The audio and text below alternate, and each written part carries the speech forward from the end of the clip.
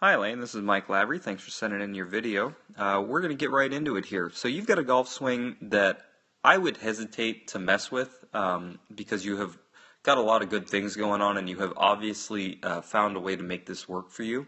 But if you're looking to get a little bit more power, I would make a suggestion. So here we go. We're going to take you into the backswing here. I've drawn a line on the right side of your body and we're going to watch what happens into the backswing.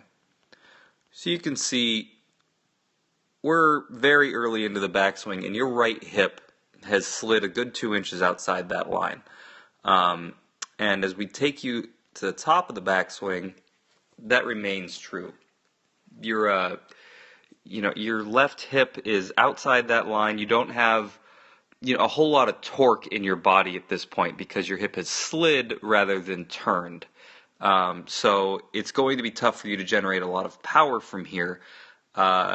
Most people would have trouble hitting it straight as well, but your pause at the top actually helps you get your hips kind of back into a better position. So we're going to stop right here. You're still a little bit outside that line, but during your pause, boom, you've gotten it back.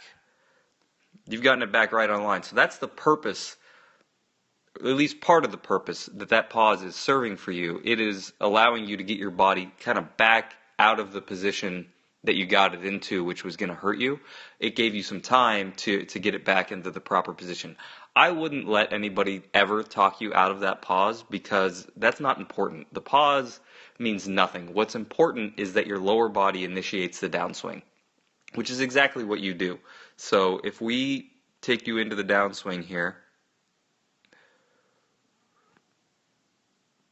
your lower body is moving towards the target. You are pulling that club down with your lower body and you're driving towards the target. You are doing a great job of getting the sequence correct in this golf swing. So you're waiting for it, you get the sequence correct, you go. Now, like I said, this swing is built to hit it straight. It is not built for a lot of power. So if we take you back to address, in order to get more power, like I said, if you are looking to gain some distance, that would be the only reason I would suggest doing anything to this because it looks like you've got it pretty well figured out.